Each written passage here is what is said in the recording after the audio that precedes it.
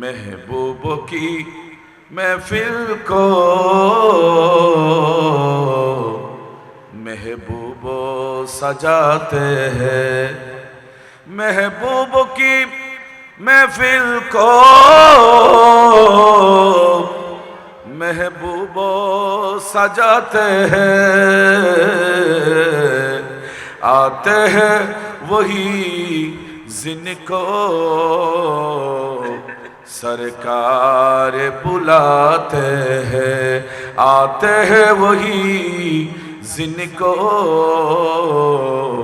सरकार बुलाते हैं। वो लोग खुदा शाहीद किस्मत का सिकंदर है। वो लोग खुदा शाहीद किस्मत का सिकंदर है। जो सरवर आलम का मिलाद मनाते हैं। जो सरवर आलम का मिलाद मनाते हैं। महबूबों की महफिल को महबूब सजाते हैं। आते हैं वही जिनको सरकार बुलाते हैं। সকলে বড় করে বলি মারহাবা। আলহামদুলিল্লাহ ওয়া শুকরুলিল্লাহ। চট্টগ্রাম জেলার হাটাজারি থানাধীন ঐতিহ্যবাহী হযরতে আকবর শাহ রহমতুল্লাহ আলাই ঈদে মিলাদুন নবী সাল্লাল্লাহু আলাইহি ওয়াসাল্লাম উদযাপন পরিষদের ব্যবস্থাপনায় রহমতুল্লিল রবিউল আউয়ালে সরওয়ারে কায়নাত রহমতুল্লিল আলামিন সাল্লাল্লাহু আলাইহি ওয়াসাল্লাম নিখিল বিশ্বে শুভ আবির্ভাব উপলক্ষে 13তম পবিত্র জশ্নে জুলুসে ঈদে মিলাদুন নবী সাল্লাল্লাহু আলাইহি ওয়াসাল্লাম ও 15তম ঈদে মিলাদুন নবী সাল্লাল্লাহু তাআলা আলাইহি ওয়াসাল্লাম উপলক্ষে আয়োজিত 3 দিন ব্যাপী আজিমুশ শান এই নুরানি মাহফিল। প্রথম দিন নাতে সরওয়ারে কায়নাত হয়েছে। আজকে দ্বিতীয় দিবসে কোরআন ও হাদিসের আলোচনা চলছে। এই দিবসের সকল দিবসের মান্যবর সভাপতি রাঙ্গুনিয়া থানাধীন ঐতিহ্যবাহী রানীরহাট আল-আমিন মাদ্রাসার সম্মানিত অধ্যক্ষ এবং চট্টগ্রামের এই ঐতিহ্যবাহী স্বনামধন্য হযরতে আকবর শাহ রহমতুল্লাহ আলাই জামে মসজিদের সম্মানিত খতিবে মুকাররম, হাজারো মুহাদ্দিস মুফাসসির মুফতিদের উস্তাদ, আমি গুনাহগারের উস্তাদ হুজুর আল্লামা অধ্যক্ষ কারি নজরুল ইসলাম আল কাদেরী কদমুকালা আইনি ওয়ালা রাসি কিছুক্ষণের মধ্যে তশরিফ নিয়ে আসবেন। এশিয়া খ্যাত দ্বীনি শিক্ষা প্রতিষ্ঠান জামিয়া আহমদিয়া সুন্নি আলিয়ার সম্মানিত মুহাদ্দিস লক্ষ আলেমের উস্তাদ হুজুর শের জামান উস্তাজুল উলামা হযরতুল হাস আল্লামা হাফেজ কারি মোহাম্মদ আশরাফুজ্জামান আল কাদেরী কদমুকালা আইনি ওয়ালা রাসি বিশেষ করে বিশেষ বক্তা হিসেবে আজকের দিনে তকরির পেশ করেছেন আপনাদের এই ঐতিহ্যবাহী দ্বীনি ইদারা হযরতে আকবর শাহ রহমতুল্লাহ আলাইহি সুন্নিয়া দাখিল মাদ্রাসার সম্মানিত সুপার আমাদের আপনজন প্রিয় ভাই হযরত আল হাস আল্লামা মুহাম্মদ নুরুল আমিন উসমানী মাদ্দাজিল্লাহুল আলী তশরিফ ফরমা আছেন। এই মসজিদের সম্মানিত সিনিয়র প্রেস ইমাম মৌলানা মোহাম্মদ নিজামুদ্দিন আল কাদেরী মদ্দাজিল্লুহুল আলী সহ উপস্থিত অপর সুন্নি উলামায়ে কেরাম এবং এই এলাকার আমার মুরব্বী সমাজ, যুব সমাজ, পর্দার আড়ালে বসে মাইকের মাধ্যমে, সৃষ্টি টিভির মাধ্যমে আজকের এই মাহফিল শ্রবণরত আমার মা ও বোনেরা, আসসালামু আলাইকুম ওয়া রাহমাতুল্লাহি ওয়া বারাকাতুহু। একটু সবাই বড় করে বলি ওয়ালাইকুম আসসালাম। আলহামদুলিল্লাহ, চট্টগ্রাম জেলার এটা ঐতিহ্যবাহী এলাকা। আকবর শাহ মসজিদ বললে চিনে না এমন কেউ নাই, এই ময়দানটা চিনে না এমন কেউ নাই। এই ঐতিহ্যবাহী এলাকার 3 দিন ব্যাপী এই প্রোগ্রামের একটা ঐতিহ্য রয়েছে। আমি আলোচনায় প্রবেশ করার আগে আমাদের এই চট্টগ্রামের ঐতিহ্যবাহী এলাকার যে সকল নবী প্রেমিকেরা আমরা এখনো ঘোরাফেরারত আছি, আমি অনুরোধ জানাবো আমরা খুব দ্রুত এসে মাহফিলের প্যান্ডেলকে ভরপুর করি। রসুল করিম রউফুর রহিম সাল্লাল্লাহু তাআলা আলাইহি ওয়াসাল্লামের সেই মুহাব্বতের যাতে আমরা যেটা দাবি করি সেটা যাতে আমরা প্রকাশ করতে পারি আজকের মাহফিলের মাধ্যমে, আমি সর্বস্তরের ভাইদের কাছে অনুরোধ জানাবো আমরা বসে পড়ি। এবং মুরব্বীরা যারা দক্ষিণ পাশে আপনারা বসেছেন, আপনাদেরকে ধন্যবাদ, মোবারকবাদ। ওখানে আপনারা বসবেন, শুনবেন, কিন্তু শ্রোতারা কেউ সেখানে না বসে আপনারা প্যান্ডেলে বসবেন। আর প্যান্ডেলে যদি শ্রোতা পাওয়া না যায় তাহলে মাহফিল করে এটা শ্রোতাদের সামনে না থাকলে বক্তাদের ভালো লাগে না, আলোচনা করে শান্তি পাওয়া যায় না। তো সেই লক্ষ্যে কোরআন ও হাদিসের আলোকে আমি আমার ক্ষুদ্র জ্ঞানে যতটুকু সম্ভব আলোচনা করার নিয়ত করে এখানে এসেছি। আলোচনা হবে ইনশাআল্লাহ। এর আগে আপনাদের একটু সহযোগিতা চাইবো। আমরা যেভাবে একটু দূর দরাজ হয়ে বসেছি, আর একটু যদি কাছে এসে যদি আমরা বসি তাহলে আমি আলোচনা করতে সহায়তা হবে। আমি মেহমান, আপনাদের দোয়া করবো আপনাদের জন্য। একটু কাছে চলে আসেন, একটু কাছে আসেন, একটু কাছে আসেন ভাইরা আমার, একটু কাছে আসেন। হ্যাঁ, এখানে অসংখ্য রহমতের ফেরেশতারা আছে, আপনারা এসেছেন, আপনাদের জন্য দোয়া। আসেন না, একটু কাছে আসেন, সবাই আসেন, সবাই একটু নড়েন না, এদিকে যুবকরা, হ্যাঁ একটু কাছে আসেন। যাই হোক, সময় খুব কম, আমাদের হায়াতটা চলে যাচ্ছে। এই সময়টা হয়তো নিজের জীবনের জন্য অতি মূল্যবান সময়। কিয়ামতের দিন এটাই আমাদের মূল্যায়িত হবে, এটাই হয়তো আমাদের নাজাতের জরিয়া হবে যদি আমরা ইখলাসের সাথে মাহফিলে বসে থাকি। প্যারা হাজিরিন, অত্যন্ত সুপরিচিত এলাকা এবং এলাকার অধিকাংশ মানুষ শিক্ষিত মানুষ। আপনার আলোচনা বুঝবেন, মনোযোগ সহকারে যদি একটু শ্রবণ করেন আপনারাও লাভবান হবেন, আমিও লাভবান হব। তবে আলোচনার প্রারম্ভে আমাদের নিয়ত থাকতে হবে। আমি নিয়ত করে নিচ্ছি, আমি আজকে আপনাদেরকে যা আলোচনা করব ইনশাআল্লাহ আল্লাহ এবং রাসূলের সন্তুষ্টি অর্জন, এবং সাথে সাথে আমার পাক্কা নিয়ত, আমি প্রথমে ওয়াজ আমার জন্য করব, মানে আমার ওয়াজ আমি মেনে চলব। তা আপনারা যারা আজকে শ্রোতা হিসেবে এসেছেন, আপনারাও আমার চেয়ে হয়তো আরেক অ্যাঙ্গেলে, আরেক জায়গায় আমার চেয়ে অনেক বড় চেয়ার আছেন। তো আমি আপনাদেরকেও অনুরোধ করব, আমরা নিয়ত করে নিই ইনশাআল্লাহ আমরা শোনার মধ্যে সীমাবদ্ধ থাকবো না। আজকে এখানে যা আলোচনা হবে উলামায়ে কেরামের নুরানি বয়ানগুলো শুনবো এবং নিজের জীবনে এটা বাস্তবায়ন করব। বলেন ইনশাআল্লাহ, একটু বড় করে বলেন ইনশাআল্লাহ।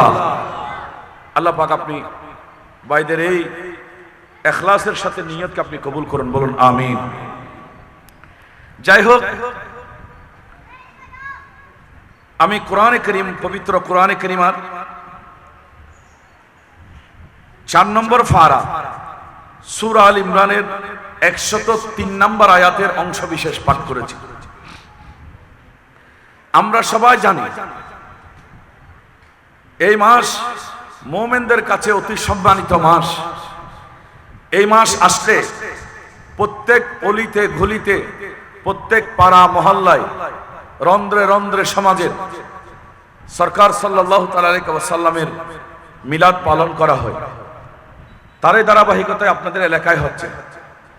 এই যে প্রত্যেক পাড়ায়, সারা পৃথিবী, সমগ্র সৃষ্টি জগৎ আমার নবীর মিলাদ পেয়ে খুশি হয়ে যায়, এটার কারণ কি, রহস্য কি?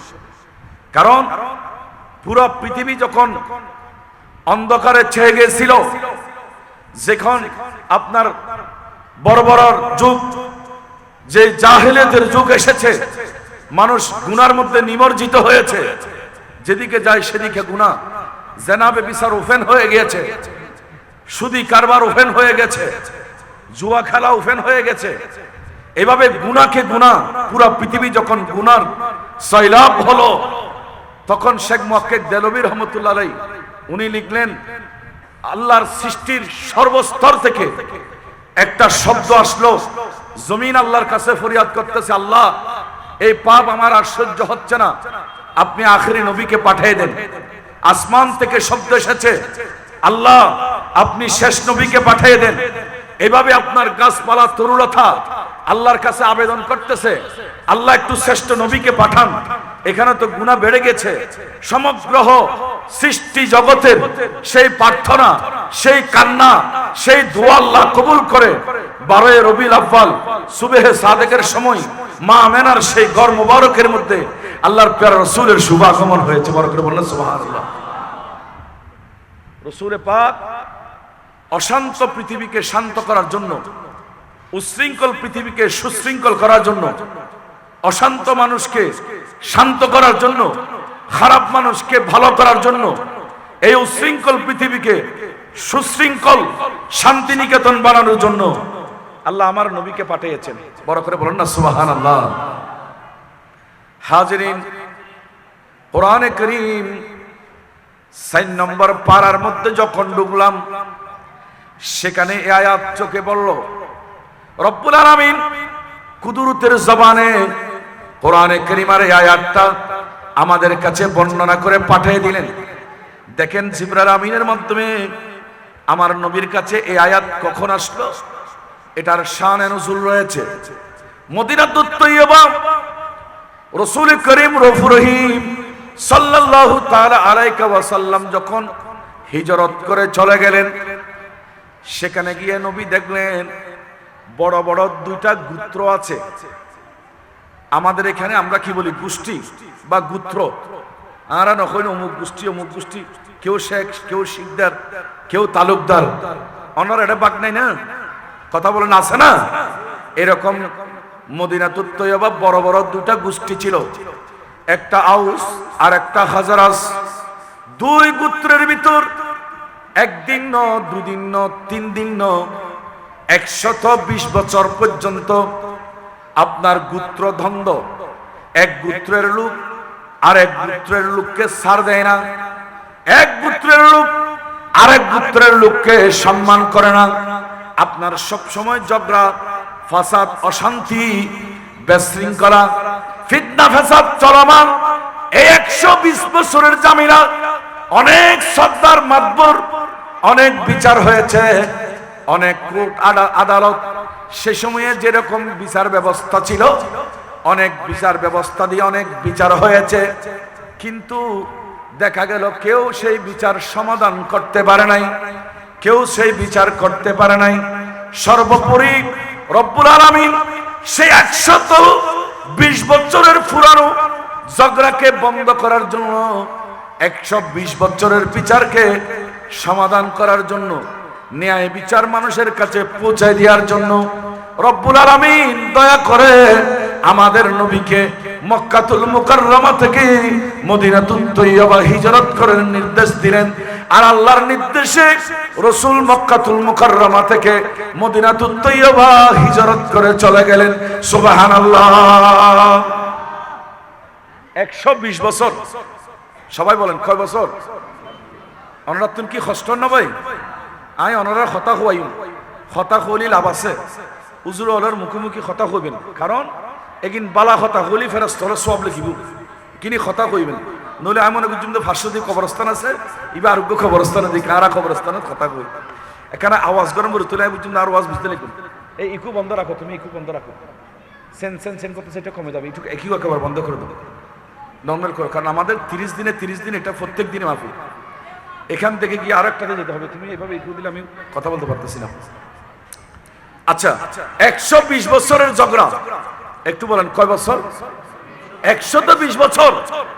পৃথিবীর বিচারকরা সারেন্ডার হয়ে গেছে, আমরা আর পারবো না এটা বিচার করতে। রব্বুল আলামিন পৃথিবীর সমস্ত বিজ্ঞ বিচারকরা যেখানে সারেন্ডার, সবাই যেখানে হার মেনে গেছে, আর পারবে না, এটা সবার মুখ থেকে বেরিয়ে আসলো। সেই মুহূর্তে রব্বুল আলামিন এই ফুরানা জামিলা 120 বছরের ঝগড়াকে পুরা পৃথিবী থেকে একেবারে দুর্বৃত করার জন্য আমার আল্লাহ বিচারক হিসাবে আমাদের দয়াল নবীকে পাঠিয়ে দিলেন। সুবহানাল্লাহ। আমরা কেমন নবী পেয়েছি? रहमते वाला आया नबी है, रहमते वाला आया नबी है, धूम मची है, धूम मची है, रहमते वाला आया नबी है, रहमते वाला आया नबी है, धूम मची है, धूम मची है। বলেন না মারহাবা। তুমি পারবে না এগুলো, কেন তুমি নিচে এক পাশে থাকো। যাই হোক, যে কথা আমি বোঝাতে চেয়েছিলাম, 120 বছরের ঝগড়া যখন কেউ সমাধান করতে পারতেছে না, রব্বুল আলামিন নবীকে পাঠাইলেন। তো কোরআনে কারীমের এই আয়াত নাজিল করে আল্লাহ মদিনার আউস এবং খাজরাজ গোত্রকে বলে দিলেন, ওয়াজকুরু নি'মাতাল্লাহি আলাইকুম। ও মদিনা, আউস এবং খাজরাজ গোত্রদ্বয়, তোমাদের কাছে আমি আল্লাহর একটা নিয়ামত দিয়েছে, তোমরা ওই নিয়ামতকে স্মরণ করো। এটা আল্লাহর নিয়ামত বলেছেন কাকে? এই আয়াত যখন আপনি পড়বেন, এটার যখন তাফসীর পড়বেন, দেখবেন নিয়ামতুল্লাহ মানি এখানে অন্য কেউ নয়, নিয়ামতুল্লাহ মানি এখানে আমাদের নবীর কথা বলেছে। বড় করে বলুন সুবহানাল্লাহ। আমি তোমাদের কাছে একটা নিয়ামত পাঠিয়েছি। তো নিয়ামত কি? এটা কখন পাঠিয়েছেন? আল্লাহ বললেন, ইয কুনতুম আদাআন, যখন তোমরা একজন অপরজনের শত্রু ছিলা। 120 বছর পর্যন্ত তোমরা একজন আরেকজনের শত্রু ছিলা, একজন আরেকজনকে সহ্য করতে পারো নাই, একজন আরেকজনকে দেখলে তোমরা ঝগড়াতে লেগে যেতে।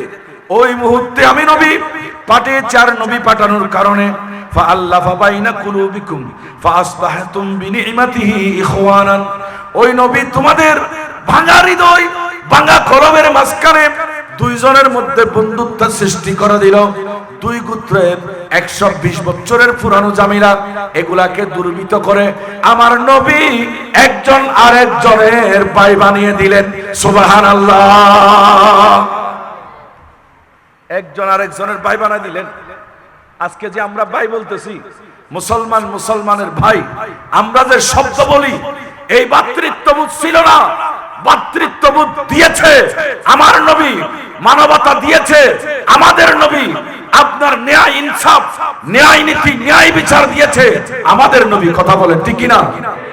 আমরা সেই নবীকে পেয়েছি। প্যারা হাজরিন, এখন রাসূলে পাকের কাছে যাই। নবী যেটা পৃথিবীর বিচারক, আপনি আসার আগে অনেকে চেষ্টা করেছে, সমাধান করতে পারে নাই, কিন্তু আপনি সমাধান করেছেন। ইয়া রাসূলুল্লাহ, ইয়া হাবিবাল্লাহ, রাসূল আপনি সমাধান করলেন। আপনি তো সমস্যাকে সমাধান করতে পারেন, করেছেন। রাসূল কিভাবে সমাধান করলেন? আমার নবী বললেন, আমি কিছু কৌশল, আমি কিছু নিয়ম নীতি জাতিকে দান করেছি, যে নিয়ম নীতির মাধ্যমে মানুষ হেদায়েত হয়েছে, যে নিয়ম নীতি অবলম্বন করে মানুষের মধ্যে দূরত্ব দূর হয়েছে, মানুষের মধ্যে ভ্রাতৃত্ববোধ দূর হয়েছে। আমার নবীকে যদি জিজ্ঞেস করে রাসূল এটা কি, রাসূল বললেন সেখানে অনেকগুলো নীতির মধ্যে একটা নীতি হলো একজন আরেকজনকে দেখা হলে সালাম দাও, কারণ সালামের বিনিময়ে তোমাদের মধ্যে আপনার সেই শত্রুতা দূর হবে, বন্ধুত্ব সৃষ্টি হবে, ভ্রাতৃত্ববোধ সৃষ্টি হবে। বড় করে বলুন সুবহানাল্লাহ। আর একটু জোরে বলুন না সুবহানাল্লাহ। সালাম দাও। একটু বলো না কি দেন? তাহলে রসুল শত্রুতা দূর করতেছে, সেখানে একটা জিনিস প্রয়োগ করলেন, সালাম। বলেন হুজুর কিভাবে?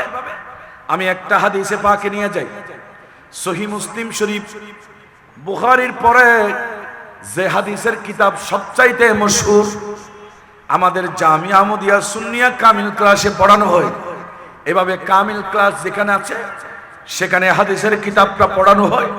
সহিহ মুসলিম ৫৪ নম্বর হাদিস, আমার নবীর সর্বাধিক হাদিস বর্ণনাকারী রাবী হযরত সাইয়েদনা আবু হুরায়রা রাদিয়াল্লাহু তাআলা আনহু হাদিস বর্ণনা করতেছেন, যিনি একটা না দুটা না, আমার নবী ৫৩৭৪টি হাদিস বর্ণনা করেছেন। উনি হাদিসটা বর্ণনা করলেন, বললেন রাসূল করিম রউফুর রহিম সাল্লাল্লাহু তাআলা আলাইহি ওয়াসাল্লাম ইরশাদ করেছেন, লা তাদখুলুল জান্নাতা হাত্তা তুমিনু। সুবহানাল্লাহ বলেন না। দেখেন রাসূল পাক কিভাবে বললেন, উম্মত তোমরা ততক্ষণ পর্যন্ত জান্নাতে প্রবেশ করতে পারবে না, লা তুমিনু, তোমরা ততক্ষণ পর্যন্ত, লা তাদখুলুল জান্নাহ, তোমরা ততক্ষণ জান্নাতে যেতে পারবে না, হাত্তা তুমিনু, যতক্ষণ তোমরা ঈমানদার হতে পারবে না। আমার নবী ভ্রাতৃত্বর সূত্র কিভাবে দিচ্ছে, কিভাবে কোন নিয়ম নীতিতে ১২০ বছরের শত্রুতা দূর করে ভ্রাতৃত্ববোধ অন্তরের মধ্যে পয়দা করতেছে, কোন কায়দায়, কোন নিয়ম, কোন নীতিতে, কোন সিস্টেমে। প্যারা হাজরিন একটু মনোযোগ, কে বলতে চাচ্ছে, কোথায় নিয়ে যাচ্ছে? আজকে রবিউল আউয়াল মাসের সেই গুরুত্বপূর্ণ দিনে আমরা কোন মাহফিলে বসেছি, কোন নবীর আদর্শ আমরা বাস্তবায়ন করতে যাচ্ছি, কোন নবীর আদর্শ নিয়ে আলোচনা করতেছি। রাসূল করিম রউফুর রহিম সাল্লাল্লাহু তাআলা আলাইহি ওয়াসাল্লাম বলে দিলেন, এ আমার সাহাবারা শুনো, লা তাদখুলুল জান্নাতা হাত্তা তুমিনু, তোমরা ঈমান না আনা পর্যন্ত ব্যস্ত যেতে পারবে না, ঈমান আনলে ব্যস্ত যেতে পারবে। আর ওয়ালা তুমিনু হাত্তা তাহাব্বু, বড় করে বলুন সুবহানাল্লাহ। ভ্রাতৃত্বর কৌশল কিরকম? নবীজি কত কৌশলে দূরত্বকে দূরীভূত করলেন, একজন অপরজনের নিকট নিয়ে আসলেন, একজন অপরজনের মধ্যে মহব্বত সৃষ্টি করে দিলেন। কেমন কৌশল আমার নবী অবলম্বন করলেন? রাসূল করিম বললেন, ও আমার সাহাবীরা শুনো, ওয়ালা তুমিনু হাত্তা তাহাব্বু, তোমরা ততক্ষণ ঈমানদার হতে পারবে না যতক্ষণ একজন আরেকজনকে ভালোবাসবে না। সুবহানাল্লাহ বলেন না। একজন আরেকজনকে ভালোবাসতে ঈমানদার হতে পারবে না। আর ঈমানদার হতে না পারলে নামাজ, দোয়া, কলমা, তাসবিহ, তালিম, জিকির, টুপি, পাঞ্জাবি দাঁড়ে দিয়ে তোমরা ব্যস্ত যেতে পারবে না। তাহলে জান্নাতে যেতে হলে লাগবে ঈমান। বলো না, জান্নাতে যেতে হলে লাগবে কি? এখন যদি সেটা বলি, হয়তো অনেকে বলতে পারেন, হুজুর আমল কোথায় গেল? মনে রাখবেন, জান্নাতে যাওয়ার জন্য প্রথম শর্ত হলো ঈমান। ঈমান যদি মজবুত থাকে, ঈমান যদি দৃঢ় থাকে, এরপরে আসবে আমল। আপনার আমলের জন্য জান্নাত পাবেন, কিন্তু আমল ঠিক না থাকলে এটার জন্য সাময়িক শাস্তি পাবেন। ঈমান ঠিক না থাকলে আপনার আমল কোনো লাভ দেবে না, কোনো কাজ করবে না। যেমন নাকি হিন্দু পাড়ার কেউ সারা জীবনও দাঁড়িয়ে রাখলে কাজ হবে না যতক্ষণ ঈমান আনে নাই। সেজন্য আমলের মূল্যায়ন হবে ঈমানের পরে।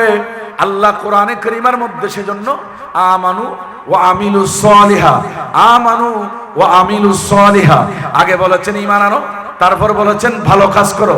ঈমান নাই, ভালো কাজের মূল্য নাই। ভালো কাজ তখনই মূল্যায়িত হবে যখন আপনি ঈমানদার বনে যাবেন। বড় করে বলুন সুবহানাল্লাহ।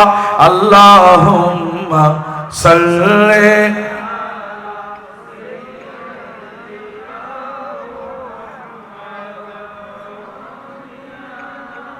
শাফিয়ানা মাওলানা।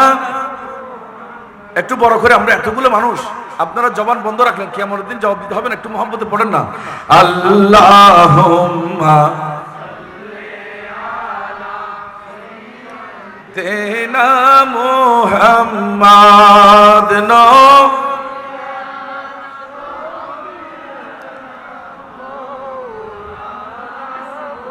तेरे नस्ले पाक में है बच्चा बच्चा नूर का तू है आईनी नूर तेरा सब गिराना नूर का अल्लाहुम्मा जोर जोरे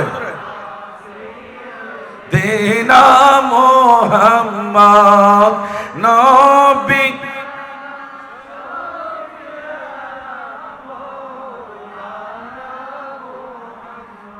আমার প্রিয় ভাইরা কোন দিকে নিয়ে যাচ্ছি একটা জিনিস বুঝেন কেউ যদি আমল ছেড়ে দেয় সাময়িক জাহান্নামের শাস্তি ভোগ করলেও ঈমানের বদৌলতে পরবর্তী জান্নাত পাবে কিন্তু কোন মুসলমান ঈমান যদি হারিয়ে ফেলে হাজারো আমল করলে আর কোনোদিন জান্নাত চোখে দেখবে না কারণ ঈমান ছাড়া আমলের কোনো দাম নেই আমার নবী বললেন উম্মত যদি জান্নাতি হতে চাও তাহলে তোমরা ঈমানদার বনো আল্লাহ তুমিনু হাত্তা তাহাব্বু তোমরা ততক্ষণ ঈমানদার হতে পারবে না যতক্ষণ একজন আরেকজনকে ভালোবাসবে না এক মুমিন আরেক মুমিনকে ভালোবাসবে না এক মুমিন আরেক মুমিনের জানের নিরাপত্তা দিতে পারবেন না এক মুমিন আরেক মুমিনের ইজ্জতের নিরাপত্তা দিতে পারবেন না ততক্ষণ পূর্ণ ঈমানদার হওয়া সম্ভব নয় এখন প্রশ্ন হলো রাসূল আপনি যে আমাদেরকে সিস্টেম দিয়ে দিলেন নিয়ম নীতি দিয়ে দিলেন মুমিন হতে হলে একজন আরেকজনকে ভালোবাসতে হবে এই কথা বলে আমার নবী শেষ করেন নাই আবার বললেন আওয়ালা আদুল্লুকুম আলা শাইইন ও আমার সাহাবীরা শুনো আমি কি তোমাদেরকে এমন কাজের কথা বলবো ইজা ফাআলতুমুহু তাহাবাবতুম যে কাজটা তোমরা যখন করা আরম্ভ করবে তখন তোমাদের 120 বছরের শত্রুতা থাকলেও 200 বছরের শত্রুতা থাকলেও 500 বছরের শত্রুতা থাকলেও তোমাদের মধ্যে দূরত্ব যতই বেশি থাক না কেন যে কাজটা করলে দূরত্ব কমে যাবে বন্ধুত্ব সৃষ্টি হবে ভালোবাসা সৃষ্টি হবে এই কাজের কথা কি আমি তোমাদেরকে বলে দেব এই কথা শোনার সাথে সাহাবায়ে কেরাম শোনার জন্য আগ্রহ প্রকাশ করলেন আমার নবী বললেন তাহলে শুনো দুইজনের মধ্যে বন্ধুত্ব হওয়ার উত্তম মাধ্যম হলো আফসুস সালামা বাইনাকুম তোমরা একজন আরেকজনকে দেখলে এক মুমিন আরেক মুমিনকে দেখলে আর দেরি করিও না একজন আরেকজনকে সালাম দাও এই সালাম দূরত্ব দূর করে বন্ধুত্ব সৃষ্টি করে একজন মানুষ আরেকজন মানুষের মধ্যে ভালোবাসা বাড়াই দেয় পরবর্তী ঈমানদার হতে পারে এবং জান্নাতের অধিকারী সেই মানুষ হতে পারবে সুবহানাল্লাহ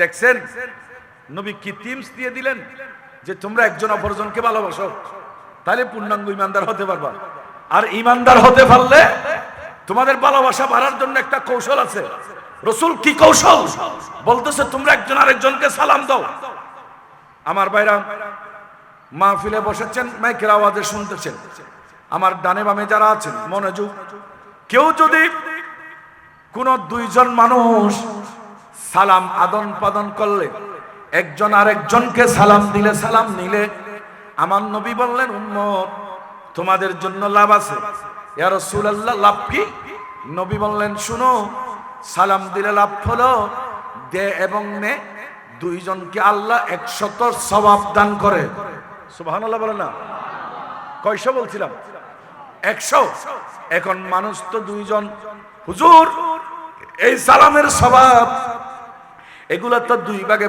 ভাগ হবে এখন আমাদের যুক্তি আমাদের আকল আমাদের বিভাগ বলবে 100 যেহেতু সওয়াব আছে তাহলে এটা মনে হয় 50-50 হচ্ছে কিন্তু দেখা গেল হাদিস যখন স্টাডি করলাম দেখলাম নবীজি তত্ত্ব দিচ্ছে বলে না এরকম হবে না যিনি আগে সালাম প্রদান করবে ওনাকে দান করবে 90টা সওয়াব আর যিনি সালামের উত্তর দেবে ওনাকে দেবে 10টা সওয়াব এখন ভাবতে পারেন হুজুর বৈষম্য হলো না না বৈষম্য নয় কারণ একটা জিনিস বুঝেন আমাদের দেশের স্বাভাবিক সিস্টেম মাস্টার ছাত্রকে সালাম দেয় না আমি টিচার, তুমি আমাকে দাও, আমি নেব। ইমাম সাহেব মুসল্লিকে সালাম দেয় না, তুমি দেবে আমি নেব, মনে করে সালাম আমি বড় আমাকে দাও। ডাক্তার রোগীকে সালাম দিতে পারে না, আমি বড় আমাকে দাও। স্বামী স্ত্রীকে সালাম দিতে পারে না, আমি বড় আমাকে দাও। আপনার ছোটরা বড়দেরকে সালাম দেয়, কিন্তু বড়রা আমরা যারা আছি শশস্থানে বড়ত্ব দেখাইয়ে বসে থাকি। আমার নবী সব চাইতে সৃষ্টির মধ্যে বড় ছিলেন, আমার নবীর চেয়ে বড় আর কেউ নয়। যদিও সালাম ছোটরা বড় দেবে, এটা সালামের আদব, কিন্তু বড়রা যদি ছোটদেরকে সালাম দিয়ে দেয় তাহলে দেখা যাচ্ছে সেখানেও আমার নবী বললেন ওই 90টা সওয়াব বড়দেরকে দান করা হবে। তাহলে মানা নাই। আরবের ছেলেরা আপনার রাস্তার আশপাশে লুকে থাকতেন, ওরা গোপন হয়ে নিজেকে আত্মগোপন করে রাখতেন। আজকে এই রাস্তা দিয়ে রাসূল আসবে, আমরা একটু সালাম দেব, কিন্তু দেখা গেল আমার নবী যখন যেতেন নবীজিকে কেউ আগে সালাম দিতে পারতো না। রাসূল পাকের আদতে মোবারকা ছিল, আমার নবী যখন কাউকে দেখতেন সাথে সাথে জবান দিয়ে সালাম উচ্চারণ করতেন। প্র্যাকটিক্যাল ইসলাম হলো আমার নবী, আর থিওরিটিক্যাল ইসলাম হলো কোরআন। কথা বলেন ঠিক কিনা? আমার নবী প্র্যাকটিক্যাল ইসলাম, শুধু মুখে বলে এই বাবা তোমরা সালাম দাও, এটার মধ্যে সীমাবদ্ধ করেন নাই। আবার ইসলামকে প্র্যাকটিক্যাল শিখিয়েছেন উম্মতকে, আর উম্মতকে ইসলাম প্র্যাকটিক্যাল শিক্ষা দেওয়ার জন্য রব্বুল আলামিন এই কায়নাতকে দণ্ড করার জন্য, আমরা গুনাহগারদেরকে বাঁচানোর জন্য আমার নবীর বিলাদতে মুবারকা হয়েছে। কথা বলেন ঠিক কিনা? এটা তো আমরা আজকে স্টাডি করে না। হাজরিন, তাহলে ভালোবাসা বাড়ার, বন্ধুত্ব বাড়ার, শত্রুতা দূর হওয়ার একটা ওষুধ হলো আপনার দুইজনের মধ্যে সালাম বিনিময়। কথা বলেন না, কি বিনিময়? এখন আমাদের সমাজ অনেক খারাপ হয়ে গেছে। আজকে 15তম মিলাদুন নবী থেকে কি নিয়ে যাব?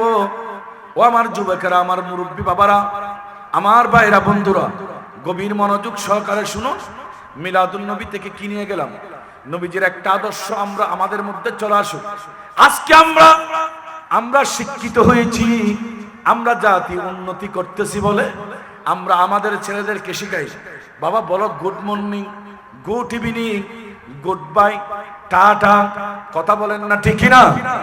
আপনাদের এই এলাকার আছে কিনা জানি না, কিন্তু সারা বাংলাদেশের চিত্র, অধিকাংশ ফ্যামিলি আমরা ছেলেদেরকে এটা শিক্ষা দিই, good bye, good morning, good evening, bye bye, tata.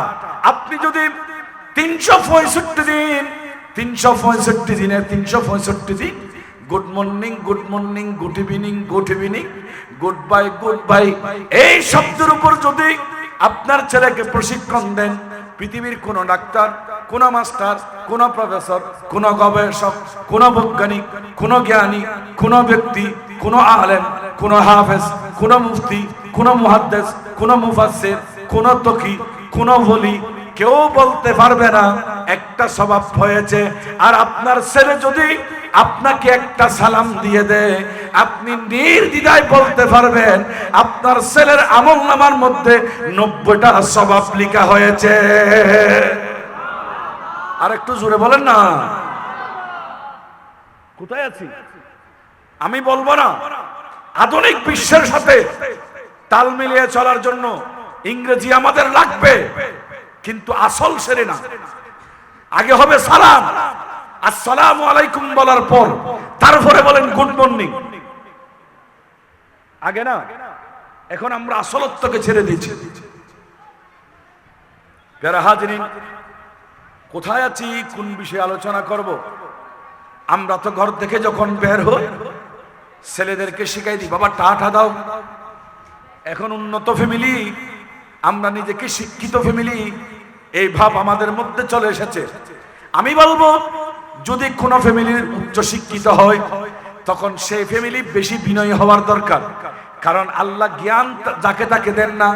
আমার নবী বলেছেন, উম্মত শুনো তোমাদের ব্যাপারে সুসংবাদ, মাইয়ুরিদিল্লাহু বিহি খায়রান ইউফাক্কিহু ফিদ্দীন। আল্লাহ দ্বীনের জ্ঞান, ধর্মের জ্ঞান যাকে তাকে দেন না, যাকে আল্লাহ পছন্দ করেন তাকে দান করেন। আপনার পরিবার সুশিক্ষিত হয়েছে, ভালো কথা, এটা যত বেশি শিক্ষিত হবে সেই মানুষ তত বেশি বিনয়ী হবে। কারণ ওনার মধ্যে সুশিক্ষা থাকলে বিনয় ওনার কাছে অবশ্যই আসবে। কারণ যে আল্লাহ আমাকে আপনাকে এতটুকু জ্ঞান আহরণের সুযোগ দিয়েছে, আমার ছেলেকে দিয়েছে, আমি সেই আল্লাহর শুকরিয়া আদায় করব, সে আল্লাহর কাছে বিনয় হব, ইবাদতের মাত্রা বাড়াই দেব। এটাই হবে আসল শিক্ষা। কিন্তু আমরা আসল থেকে দূরে চলে গেছি। দৈনন্দিন একটা মানুষের কাজ কি যদি একটু ভাবেন, চিন্তা করেন। ও আমার ভাইরা, কোন মাহফিলে বসেছেন? যেই নবীর আদর্শে আমরা আসার জন্য আজকের মাহফিলে বসেছি। আমার নবীকে পৃথিবীতে কোনো ব্যক্তি, কোন মানুষ, কোন ব্যক্তি কখনো আগে সালাম দিতে পারেন নাই। আমার নবী হলেন সৃষ্টির সেরা, কিন্তু সালাম দিতেন সবাইকে আগে। কথা বলেন ঠিক কিনা? সেজন্য তো আমরা নবীর জন্য পাগল হয়েছি। আমি নবীজির পাগল, আমি মদিনার। কি আপনারা বাংলাটা পড়তে পারবেন না? আমার উত্তর পাশে ডানে বামে যারা আছেন, আমি সবাইকে বলবো জবান খুলে ফোরেন, আমার নবী খুশি হয়ে যাবে, আল্লাহ খুশি হবে। আমি নবীজির পাগল, আমি নবীজির পাগল, আমি মদিনারে দুলপালি মোর, মদিনারে দুলপালি মোর নয়নের কাজল। আমি নবী অনুরাতন কি কোনো খারাপ লাগ নবায়ল তেকারা মোহব্বতে আর নবীর মোহব্বতে কেন ফরি না। আমি নবীজির পাগল, আমি নবীজির পাগল, আমি আমার জিকির নবী নবী, দু চোখে মদিনার ছবি। আমার জিকির নবী নবী, দু চোখে মদিনার ছবি। নবীর প্রেমে দিতে রাজি জীবনের সকল। আমি নবীজির পাগল, জুজুরে আমি নবী, আমি নবীজির পাগল। বলেন না মারহাবা। উনি তো এটা বলেছেন। কোন নবীর উম্মত জানেন? আলা হযরত কি বলেছেন জানেন? এক দিল হামারা ক্যা হ্যায়। অনতর কষ্টর ভালো লাগেন। আলা হযরতের কালাম শুনিবেন না? উর্দু, আরবি, ফার্সি, হিন্দি চারি ভাষায় মিশ্রিত করে বিজ্ঞ কিতাব লেখি নাম দিয়ে দে হেদায়া কে বকশিশ। এটা আর নবী তারিফ করে দে। এক দিল হামারা ক্যা হ্যায় আজারা উসকা कहते ना, तुमने तू चलते फिरते, तुमने तू चलते फिरते मुर्दे जिला दिए हैं। उनकी महक ने दिल के गुंचे किला दिए हैं। अल्लाहुम्मा दुदुरे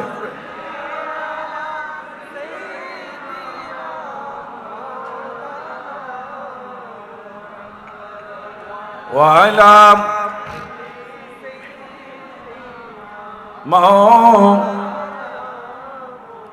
प्यारा हाजरीन, আলা হযরত কি বলেছে জানেন? কত চমৎকার ভাবে জায়গায় জায়গায় আমার নবী তারিফ করতেছেন। আরে কেন আজকে নবীর জন্য পাগল হলাম? কবরে যখন আমাকে আপনাকে রাখবে, আপনার ভাইয়ের মায়া মাটির উপরে চলে আসবে, মাটি দিয়ে ভাই চলে আসবে, মাটি দিয়ে বাবা চলে আসবে, মাটি দিয়ে ছেলে চলে আসবে বাবাকে রেখে। এইভাবে দেখা যায় সবার মায়া মোহাম্মত ভালোবাসা আত্মীয় বন্ধু বান্ধব মাটির উপরে চলে আসবে। কিন্তু হাদিসে পাক সাক্ষী সহিহ বুখারী শরীফ আমার নবী বললেন, মা কুনতু তাকুলু ফি হাদার রাজুল, তোমাকে প্রশ্ন করা হবে তোমার কবরে এটা কে এসেছে। মা কুনতু তাকুলু ফি হাদার রাজুল, তার মানে কবরের ভিতর কেউ যাবে না। কবরের ভিতর একমাত্র আমার আপনার দয়াল নবী আমাদেরকে সাহায্য করার জন্য চলে আসবে। আলা হযরত এই জিনিসগুলোকে বিবেচনা করে দয়াল নবী তারিফ করেছেন কিভাবে দেখেন, খাড়ে হে মুনকির নকির সর পর, সুবহানাল্লাহ বলেন না, খাড়ে হে মুনকার নকির সর পর, न कोई हामी न कोई यावर, बता दो आकर मेरे पैगंबर के सख्त मुश्किल जवाब में है, उठा दो पर्दा दिखा दो चेहरा के नूरे बारी हिजाब में है, उठा दो पर्दा दिखा दो चेहरा। বলেন না মারহাবা। রবিউল আউয়াল শেষ হয়ে যাচ্ছে, আমার তো শরীরের শারীরিক অসুস্থতার কারণে গলার সমস্যা হয়ে গেছে। আমি আজকে আপনাদেরকে এগুলো ভালো করে শুনে দেওয়া পারতেছি আমার যে চাহিদা অনুযায়ী। আলা হযরত বলতেছে শুনেন, খাড়ে হে মুনকার নকির সরফর, আপনার কে যখন খবর দেবে মাথার পাশে মুনকার নকির চলে আসবে আর আপনাকে প্রশ্ন করবে, জবাব কিভাবে দেবেন? সে সময় নকুই হামি, হামি মানে সাহায্যকারী থাকবে না, নকুই ইয়াবার কোনো আশ্রয়দাতা থাকবে না। সেই সময় যদি আমার দয়াল নবী আপনার কাছে চলে আসে, তাহলে রাসূল পাক আপনার কাছে থাকলে, রাসূল পাক আপনার পক্ষে থাকলে, সখতে মুশকিল মানি যত কঠিন মুশকিল হোক না কেন, যত কঠিন প্রশ্ন হোক না কেন, আপনার মুখ দিয়ে অটোমেটিক জবাব চলে আসবে। কথা বলেন ঠিক কি না? আমরা তো সেই নবী পেয়েছি, শুকরিয়া আদায় করি না। আমার ভাইরা, আমার ওয়াজ ছিল রাসূল পাকের একটা আদর্শ নবী উপস্থাপন করেছে, শত্রুতা দূর হবে, সমাজ সুন্দর হবে, উশৃঙ্খল সমাজ সুশৃঙ্খল হবে, অশান্ত জাতি শান্ত হবে, খারাপ মানুষকে ভালো বানানো যাবে। একটা কাজ করতে হবে। ইয়া রাসূলুল্লাহ, কাজ কি? আমার নবী বললেন, কাজ হলো একজন আরেকজনকে তোমরা সালাম দাও, তাহলে দুইজনের মধ্যে শত্রুতা দূর হয়ে বন্ধুত্ব বেড়ে যাবে। বড় করে বলুন সুবহানাল্লাহ। আরেকটা হাদিসে পাকে নিয়ে যাই। আমার ভাইরা, কি আলোচনা, কোন দিক আলোচনা করব? দেখেন সহিহ তিরমিজি শরীফ 2485 নম্বর হাদিস। আপনারা এগুলা সব বুঝতেছেন, অত্যন্ত প্রয়োজনীয় কথা। সহিহ তিরমিজি গুরুত্বপূর্ণ হাদিস কানা। আমার নবীর এ সাহাবী রাসূল আন আবি ইউসুফ আব্দুল্লাহ ইবনে সালাম রাদিয়াল্লাহু তাআলা আনহু, উনি হাদিস খানা বর্ণনা করলেন। ক্বালা সামিতু রাসূলুল্লাহি সাল্লাল্লাহু আলাইহি ওয়াসাল্লাম ইয়াকুল, উনি বললেন রাসূল করিম রাউফুর রহিম সাল্লাল্লাহু তাআলা আলাইহি ওয়াসাল্লাম এভাবে বলতে আমি শুনেছি। রাসূল এই কথা বলেছেন, ইয়া আইয়ুহান নাস, ও মানুষ, এই মানুষেরা শুনো। আমার নবী আপনাদেরকে ডাক দিলেন, ইয়া আইয়ুহান নাস, এই মানব সম্প্রদায়, ওই মানুষেরা শুনো। তোমরা যদি জান্নাতে যেতে চাও, তোমরা যদি দারুস সালাম নামক ব্যস্তের মধ্যে যেতে চাও, তাহলে তোমাদের 4টা কাজ করতে হবে। এটা বলে আমার নবী বললেন, 1 নম্বর কাজ, জান্নাতি যদি হতে চাও তাহলে কাজ হলো আফসুস সালাম। তোমরা একজন আরেকজনের মধ্যে সালামের প্রচলন ঘটাও। তার মানে একজন আরেকজনকে দেখলে সালাম দাও। ইয়া রাসূলুল্লাহ, সালাম এটা দিলে লাভ কি? বললেন, সালাম দিলে সমাজে শান্তি চলে আসে, রহমত চলে আসে। 4টা কাজের সবক আমার নবী এই হাদিসের মধ্যে দিয়েছেন। সেখানে একটা কাজ হলো সালাম। বলেন, একটা কাজ হলো কি? 4টা কাজ দিলেন, একটা হলো সালাম। 2 নম্বরের মধ্যে রাসূল করিম রাউফুর রহিম সাল্লাল্লাহু তাআলা আলাইহি ওয়াসাল্লাম নবী আমাদেরকে কাজ দিলেন, ওয়া আতিমুত তাআম, সালাম দিয়েছো, সমাজের মধ্যে একটা কাজ। 2 নম্বর কাজ হলো ওয়া আতিমুত তাআম, তোমরা একজন আরেকজনকে খানা খাওয়াও। ও আমার ভাইরা, আমরা কোন ধর্ম আমাদের ইসলাম কেমন ধর্ম, আমার নবী কেমন আদর্শ দিয়েছে। তোমরা একজন আরেকজনকে খানা খাওয়াও। আমার ভাইরা কখনো পকেট চেপে ধরবেন না। অনেক সময় আমরা আছি 40 দিন 50 দিন একজন থেকে নাস্তা খাই, চা খাই, ভাত খাই, কিন্তু জীবনেও কোনোদিন আমার ঘরে ওনাকে দাওয়াত দেই না। আমার পকেট থেকে একটা 4 পয়সা ওনাকে দিতে রাজি নই। আমার নবীর শিক্ষা হলো উম্মত, তোমরা একটা জিনিস জেনে রাখো, সমাজ যদি সুন্দর করতে চাও, তোমাদের সমাজ যদি সুশৃঙ্খল করতে চাও, তাহলে তোমাদের মধ্যে আরেকটা প্রচলন ঘটাও। এটা হলো আতিমুত তুয়াম, একজন আরেকজনকে খানা খাওয়ানো। এই কাজটা যদি তোমাদের মধ্যে ব্যাপক হারে থাকে, এই কাজটা যদি তোমাদের মধ্যে চলে আসে, তাহলে অটোমেটিক এই সমাজের মধ্যে একজন আরেকজনের মধ্যে বন্ধুত্ব সৃষ্টি হবে, অশান্তি দূর হবে, শান্তি চলে আসবে, সমাজ সুন্দর হবে, মানুষের মধ্যে নীতি নৈতিকতা চলে আসবে। কারণ রাসূল পাকের আদর্শের কোনো বিকল্প নাই। কথা বলেন ঠিক কিনা? তাহলে দুটা পেয়ে গেলাম। একটা হলো সালাম, একটু বলেন, একটা হলো কি? একটু আমার যুবকেরা মনোযোগ, এদিকে মনোযোগ, সকলে একটু বড় আওয়াজে বলতে হবে। প্রথমটা কি বলছি? সালাম। দ্বিতীয় কাজ কি? একজন আরেকজনকে কি খাওয়াইতে হবে? খানা খাওয়াইতে হবে। এটা রাসূল পাকের শিক্ষা।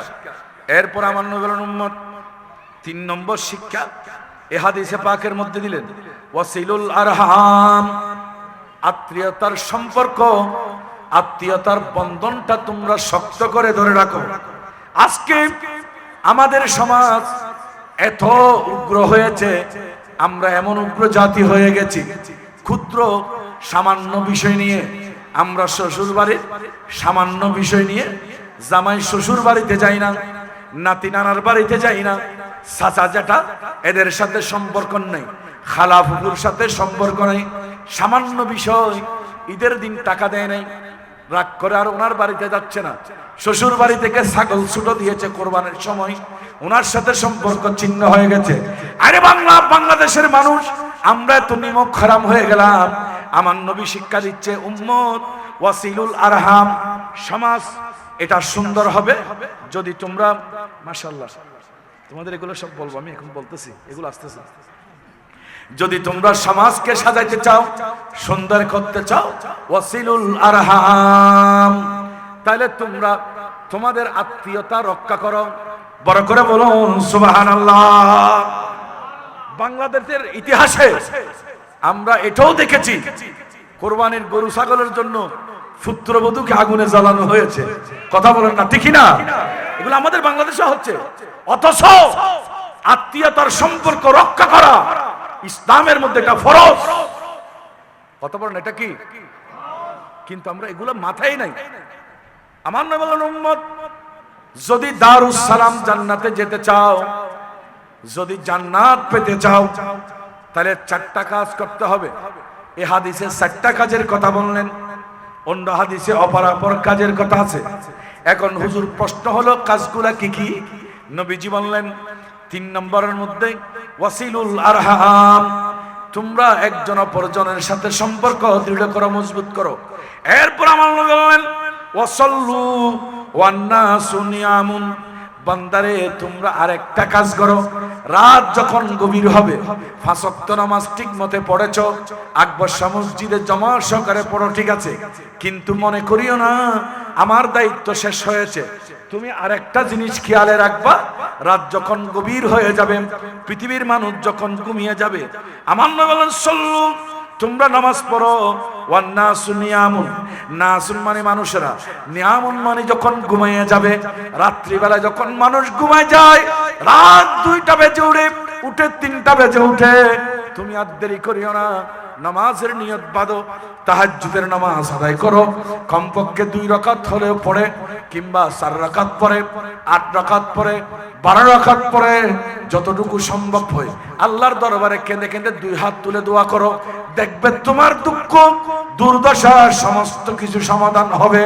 আমার আল্লাহকে সাজদা দিলে আল্লাহ তোমাকে আল্লাহর পক্ষ থেকে মদত করবে। কথা বলেন ঠিক কিনা? আমরা তো এগুলাতে নাই, আসলতে নাই, তা আমাদের উপর রহম কোথা থেকে আসবে? হাজরিন, এই যে এখানে একটা ছোট্ট বাচ্চা আমাকে দিল, মসজিদ ও মাদ্রাসা পরিচালনা কমিটি কেমন হওয়া উচিত। এই যে আমি গুণ বলতেছি, এগুলো মসজিদ মাদ্রাসা এবং সমাজের আপনার যারা লিডার পাচ্ছেন আছেন তাদের সকলের মধ্যে গুণগুলো থাকার দরকার। কথা বলেন না ঠিক কিনা? যখন উনি আল্লাহকে চিনবে, নেতার কাছে যখন আল্লাহর বই চলে আসবে, তখন নেতার ভাষা সুন্দর হয়ে যাবে। নেতার কাছে যখন আপনার আল্লাহর বই চলে আসবে, তখন ইনসাফ চলে আসবে। কথা বলেন না ঠিক কিনা? আচ্ছা আপনারা বলেন, আমরা আজকে একটা পথ ফেলে, আপনাদের এখানে তো ঠিক আছে, আমি এই জায়গার কথা বলতেছি না, আমাদের বাংলাদেশের অবস্থা বলতেছি। কেউ যদি একটা পথ পায়, তখন ওই পদে গেলে অহংকার ভরে যায় যে ওনার সাথে কথা বলতে অনেক কষ্ট হয়ে যায়।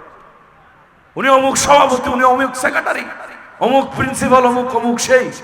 কিন্তু পৃথিবীতে যেই যত বেশি পদ পাক না কেন, যতই পদের অধিকারী হন না কেন, আমার নবীর চেয়ে বড় কি কেউ আছে? কথা বলেন না। তুমি সৃষ্টির সেরা নবী কামলিওয়ালা, তুমি সৃষ্টির সেরা নবী। মারহাবা হন না, আমরা কেন গুসা দিলে গুণ ভাল্লাম। আর বাংলাদেশের এক সারি গিয়ে হইতে পারেননি, আর তো শুক্রিয়া দেখুন না জানি নবী বেফা কি হল্লে শুক্রিয়া করতে পারেননি। আহা, আমি মানুষই হতে পারি অতি নগণ্য। মারহাবা হন না। অনাত্তুর হস্তর আওয়াজ শুনো, আওয়াজে মনত জনার দুর্বল কিন্তু বড় করে হন মারহাবা।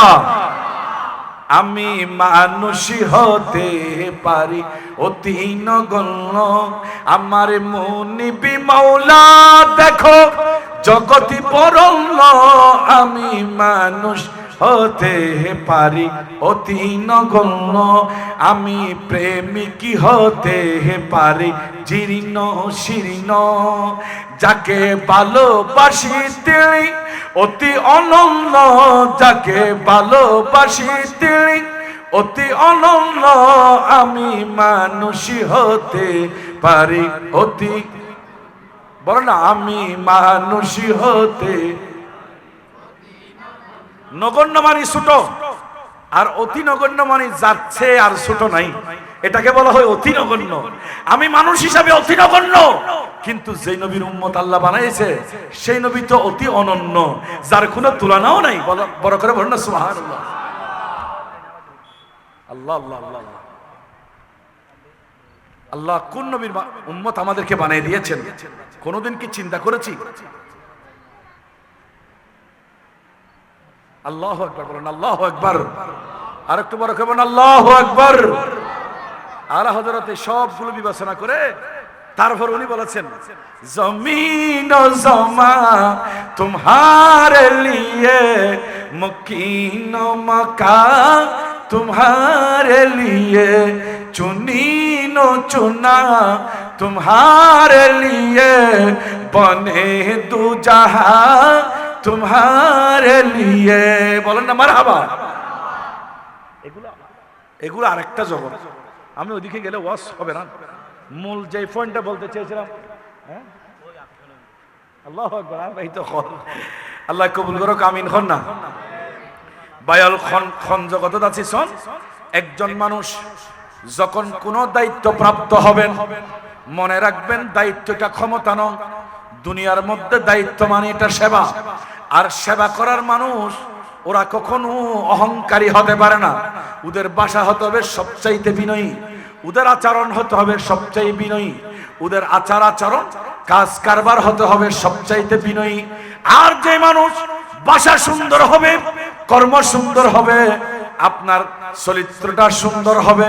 আমার নবী বললেন, উম্মত ওই মানুষের জন্য আমার নবী সুসংবাদ দিয়েছে, ওই মানুষ আল্লাহর পেয়ারা এবং রাসূল পাকেরও পেয়ারা।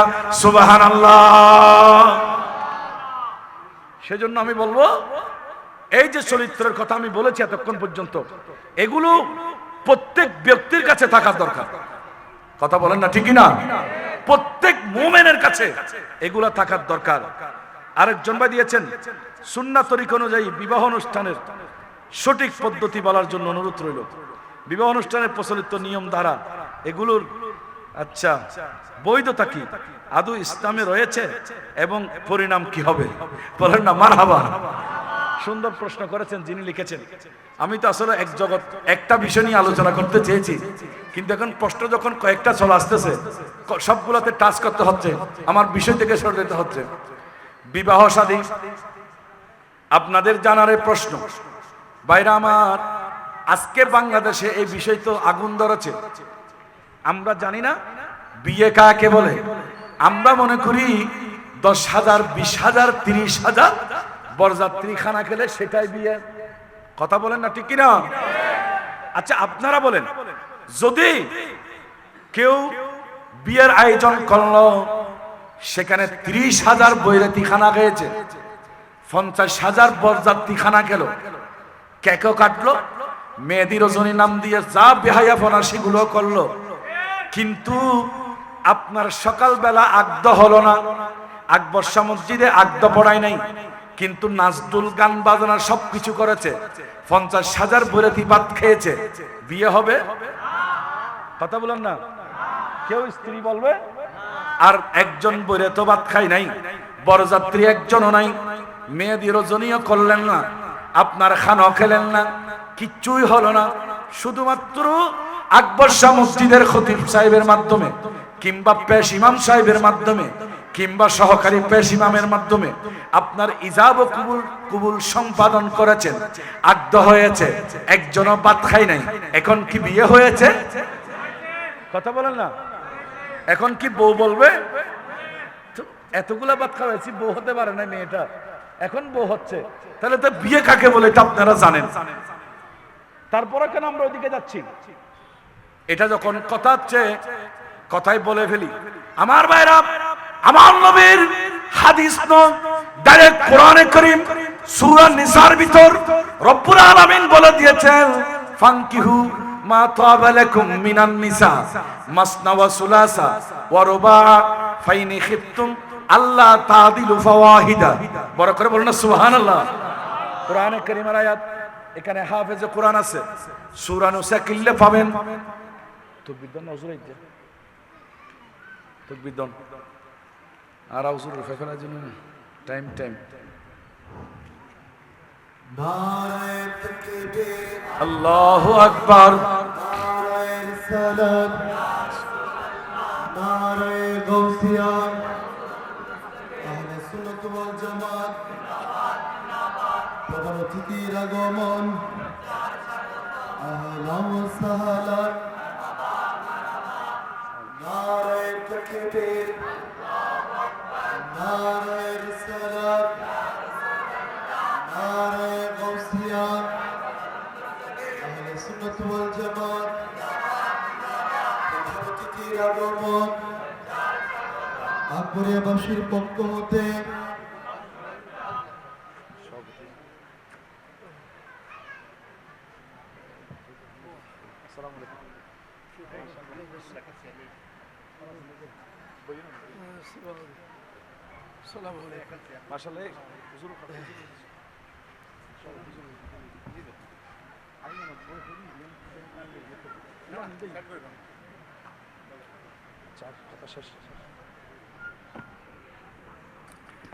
সকলে বসে যান, আপনারা বসে যান, বলি মারহাবা। হয় নাই আওয়াজ? অনেক মানুষ, আমরা কিন্তু আওয়াজ ছোট। আমার হুজুরকে পেয়েছেন, বলি মারহাবা। আমরা শেরে মিল্লাত হুজুর আমাদের কাছ থেকে বিদায় নিয়েছেন, আল্লাহর ডাকে সাড়া দিয়েছেন। আমরা শেরে জমান হুজুরকে পেয়েছি। হুজুর আমাদের ছায়া। এখনো পর্যন্ত সারা বাংলাদেশে হুজুরের নাম শুনলে অনেকের ভয় লাগে। কথা বলেন না, ঠিক কিনা? আল্লাহ আমাদের শেরে জমান হুজুরকে তুমি দীর্ঘদিন আমাদেরকে ছায়া হিসেবে দান করে, বলো না আমিন। আমি বলবো, আপনারা যারা এখনো ঘোরাফেরারত আছেন, সুশৃঙ্খল ভাবে সকলে বসে পড়েন। আমার হুজুর আলোচনা করবে, আপনারা আলোচনা শুনবেন।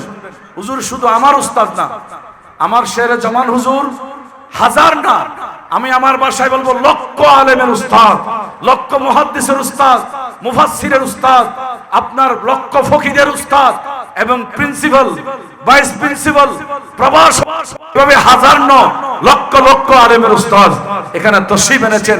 আজকে আমাদের এই মাদ্রাসা এলাকা, আমাদের এই হাটহাজারীর এই এলাকায় অঞ্চল হুজুরের তশরিফ হওয়ার যে দণ্ড হয়েছে, আমরা শুকরিয়া আদায় করি। আল্লাহ হুজুরকে তুমি হায়াতে তৈয়বা তবিলা দান করে, বলুন আমিন। বাস, আমার কথা শেষ। আমাকে যে কাগজ দিয়েছেন আপনারা বলেছেন বিবাহর রীতি, আমি এতটুকুই বলবো, বিবাহের জন্য ইজাব কবুল হলো ফরজ, আর বিবাহের জন্য খুতবা দিয়া এটা হলো আপনার সুন্নত, খুতবা পাঠ করা। এখানে আরেকটা বড় ব্যাধি হয়েছে, আমরা ক্লাবে নিয়ে হুজুরকে খুতবা পাঠ করতে দিই, কেউ শুনে না। কিন্তু আমার হুজুর এখানে আছেন, আকদের খুতবা বলেন, জুমার খুতবা বলেন, এগুলা উপস্থিত যারা থাকে তাদের জন্য শোনা ওয়াজিব।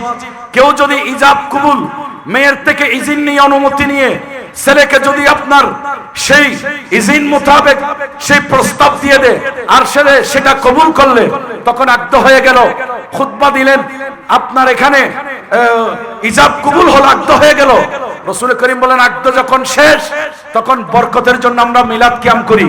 এরপর আমার রাসূলের শিক্ষা, আউলিন ওয়ালাউ বিশাতিন, কমপক্ষে একটা ছাগল দিয়ে হলো ওলিমা করো।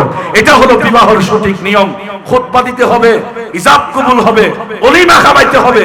আর মেহেদি রজনী নাম দিয়ে কেনে বড় করে ঢেলে দিলাম, তালতো বোন, খালাতো বোন, মামাতো বোন, ফুফতো বোন, এটা এসে দুলাকে খাওয়াইলো, দুলাদেরকে খাওয়াইলো, একটু ধাক্কা দিল, আবার আবার আবার বিউটি পার্লার থেকে চেহারা সুইট করে এনে দেখাইলাম, দুলাটা দেখে খুশি হয়ে গেছে। ঘরে যখন সেই মেকআপ চলে গেল, দেখা যাচ্ছে এটা অন্যরকম, তখন সেই পুরুষ আবার অন্যদিকে চোখ রাখতেছে। এই ধরনের ফিতনা ফাসাদ হচ্ছে আমাদের কর্মের কারণে। আমরা বিবাহের আসক্ত থেকে সরে গিয়েছি, কথা বলেন ঠিক কিনা? বিষয়গুলো আপনারা যখন আমাকে লিখে দিয়েছেন আমি বলতে বাধ্য হয়েছি।